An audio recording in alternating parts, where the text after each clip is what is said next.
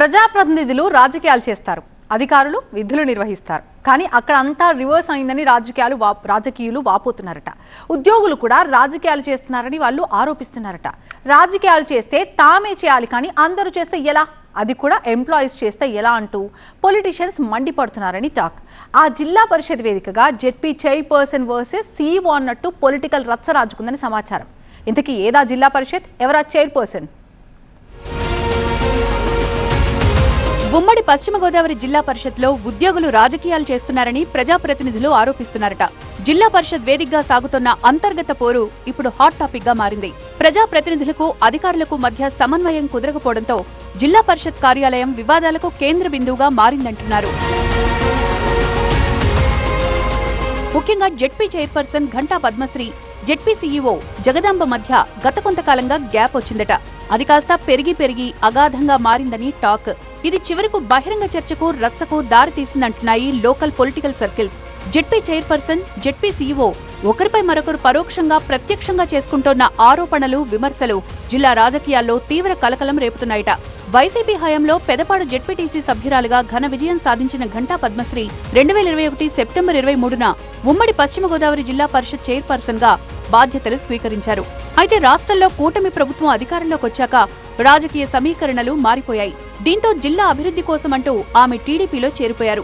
ఈ రాజకీయ పరిణామం తర్వాత జిల్లా పరిషత్లో అంతర్గత విభేదాలు మరింత ముదిరినట్లు తెలుస్తోంది.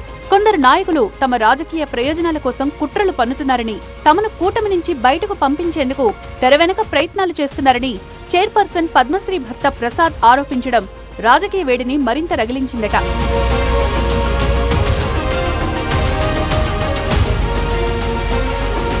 ఇక జిల్లా పరిషత్ పరిధిలో చేపట్టాల్సిన పనుల విషయంలో జెడ్పీ చైర్పర్సన్ పద్మశ్రీ చేసిన కామెంట్స్ జిల్లా అధికార యంత్రాంగంలో కలకలం రేపాయని సమాచారం.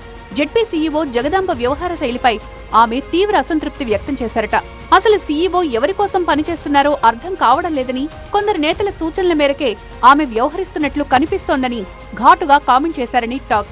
జెడ్పీ ప్రతిష్టను దెబ్బతీసేందుకు కొందరు ఉద్యోగులు, రాజకీయ నాయకులు కలిసి కుట్రలు చేస్తున్నారని, ఇందులో భాగంగానే సీఈఓను ఈ జిల్లాకు తీసుకురావడంలో కీలక పాత్ర పోషించారని ఆమె ఆరోపించినట్లు సమాచారం.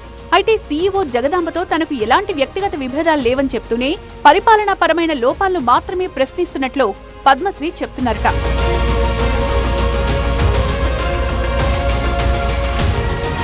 జెడ్పీ నిధులతో చేపట్టాల్సిన పనుల కోసం మంత్రులు, ఎమ్మెల్యేల నుంచి సిఫార్సులు వస్తూ ఉంటాయి.